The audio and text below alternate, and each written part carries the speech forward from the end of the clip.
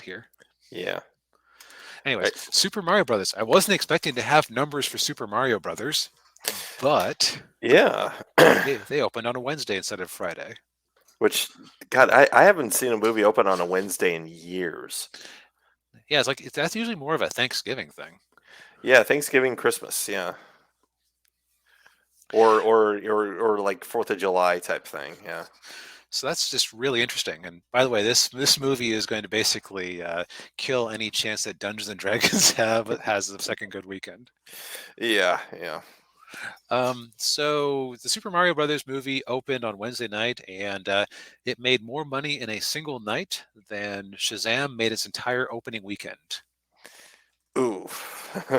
Actually, let me double check my numbers here. Shazam! Fury of the Gods box office. What was your open? Yep, $1 million more than its entire opening weekend. Oh man. Now this is one where I wasn't entirely sure how. Like everyone seemed to think this was going to be big, but I wasn't entirely sure just because to be honest, I feel like I'm in a minor bubble sometimes, in the Hmm. sense that I saw people on Twitter being like memeing on this for months leading into it, like, "Oh, it's Chris Pratt. He doesn't sound like he's trying." Yada yada yada. Like that might be enough sentiment there to steer people away. No, you dummy. Twitter, you like you said many times before, DB. Twitter is not a real place. Right. Yeah. Ninja Toe says, "Yeah, Nintendo's the only company that can compete with Disney." Well, it's not just Nintendo; it's Universal. Yeah. Yeah, Universal in general is doing great. And Hmm. as a Comcast shareholder, I have no problems with this outcome. Yeah. So we don't. Neither of us have seen the movie yet. I there's a decent chance I'll end up seeing this at some point in the nearest future. Yeah. I might. I might. I don't. Again, I don't know if I'll see it in the theater. I may wait for it to drop on streaming. Yeah. Now, as far as this movie goes, I've there are hints that my prediction that they were girl bossing Princess Peach might be accurate. Yeah. It sounds like it might be like a typical Illumination movie where it's more a series of vignettes rather than a coherent plot. Yeah, when I was watching like the some of the trailers and like the previews, it was like they have like they throw Donkey Kong in there, and then they throw like doing all the pipes and everything, and then you have Mario Kart in there, and they're on the Yeah, rainbow course. Like it seems like they're throwing everything but the kitchen sink into this thing. but who knows? They might even have a kitchen sink in the movie at some point. They Yeah, are plumbers. yeah. Well, that's true. Yeah. So, like I said, it's like clearly people love Nintendo. Oh, also, now this is apples to oranges because of inflation. This movie in one day made more money than the original Bob Hoskins movie made in its entire theatrical run. Oh yeah. It's funny. I've been seeing a lot of YouTubers actually going back and revisiting that movie. Well, it's very algorithm friendly right now Yeah, because Mario is a search term. But yeah, that movie, man, like that, I think that movie would have been actually that movie was an example of how in the 80s and 90s there wasn't enough lore to adapt into a movie. yeah, yeah. So they had to make it up on the fly, and that movie could have been really good if it hadn't been called Super Mario Brothers. Yeah, I was just thinking the same thing because without it being called Super Mario Brothers, it's about a dystopian parallel Earth where dinosaurs evolved into people and invaded. Like Yeah, that's a cool concept. hmm yeah, yeah. It is, but has nothing to do with Mario. Nothing whatsoever. And Ninja Toe says he said heard the plot is essentially a standard Mario game plot, which means very little depth to the story. Yeah. Right. It's again like I expect it to be an entirely fine movie, Hmm. which actually it hearing that reaction to it. By the way, it's also benefiting from you know how we've been talking about why is this movie 3 hours long? Running time 92 minutes, Ah, which means that yesterday you got to have a lot of screenings. yes. Yeah.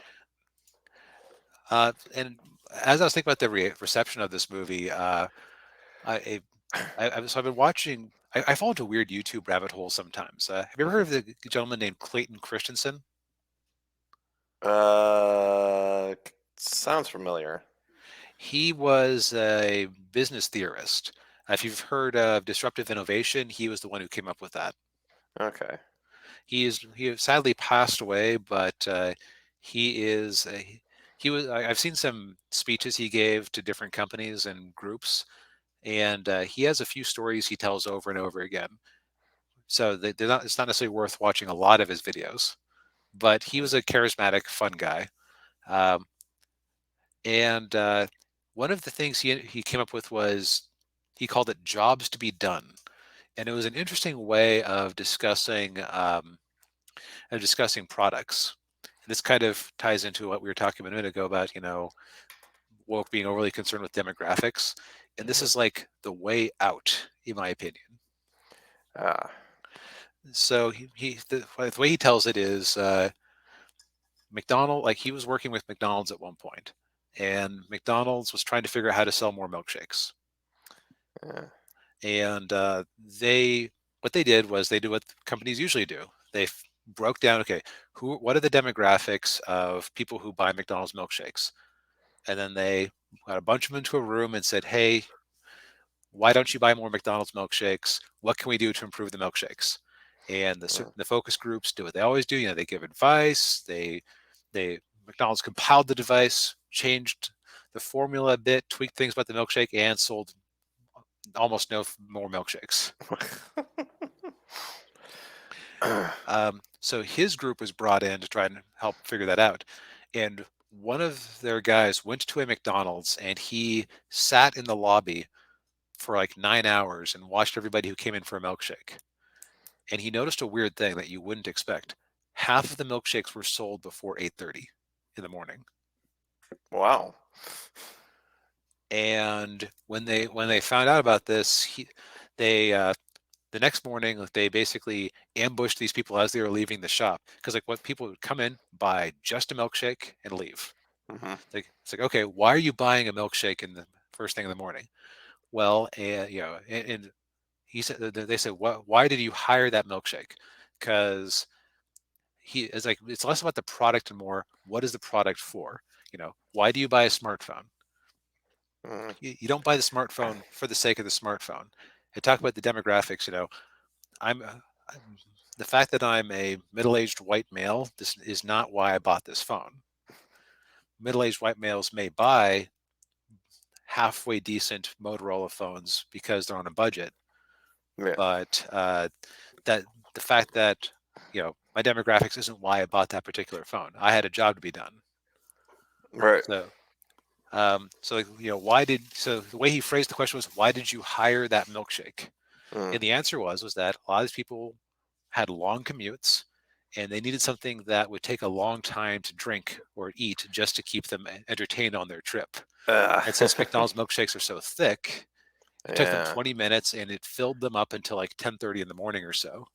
Mm. And when they compared it to other things they did, like, a banana, you finish the banana in 2 minutes and you're hungry 10 minutes later.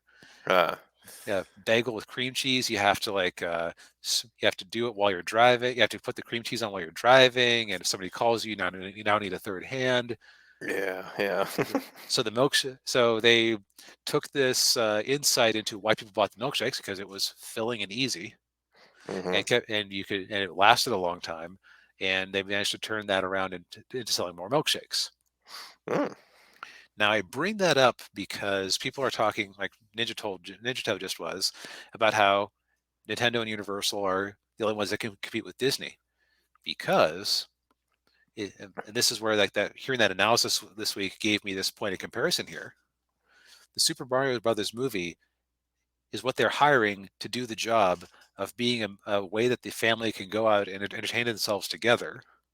Hmm. That won't take too long. Right. Yeah. It does the job of being a movie where the parents can basically know there's not going to be any politics.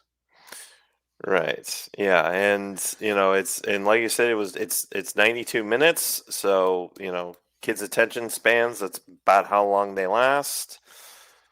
Yep. And it's illumination, so it's probably full of bright colors and music and funny scenes. There's probably at least 3 fart jokes. Yeah. So I brought that analysis because the, this is Universal is doing the job that is being hired to do the job that Disney would traditionally do. Hmm.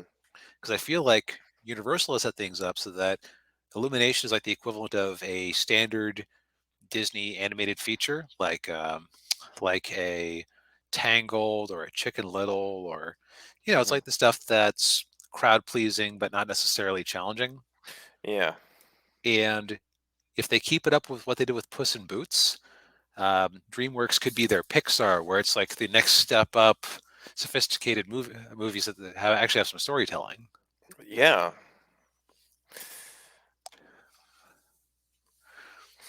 Yeah, and Ninja says, and Mario is one of a handful of modern films that is marketed towards family-friendly audiences. Yeah. Yeah, it's funny how that works. Hmm. Whereas, and it's just funny to me how politics, even the whiff of politics, I've like analogy I've heard of it is like somebody hates eating onions and they can taste when there's like any onions in that hamburger, Yeah. no matter what other spices you put with it. Like, even politics, I agree with, are tiresome in movies. Yeah, I would agree with that. Yeah, I go to movies as an escape, not Right. to, you know, That's the job to be done. yeah, But so I was skeptical about this movie being $1 billion one. 30 million opening yeah, in the middle of the week. hmm, yeah, I suspect that Wednesday releases partially because of Easter coming up and them not wanting to get hammered by it. yeah, probably, yeah, that makes sense. Yeah, So that of course means that mathematically this is going to be hard to compare to other movies, but you don't make money by being easy to compare. You make money by making money. exactly. Yeah, So we'll have more to report next week. yes, Now we are running a little bit long. I guess having a third thing of the week will do that. yeah. Sorry about that. No, no, that's part of it. Yeah, So let's get into our look ahead because quite often we're backwards oriented because we're talking about the box office that was, old movies that we watched, yeah, and just that sort of thing. So we were thinking about it and we decided it would be fun to look ahead for once and just figure out, okay, what are we looking forward to in the next couple of months? Because it's easy to crap on things, but what's actually going to get us into theaters? yes. So, Daniel, we'll go through yours first. All right. So no particular order.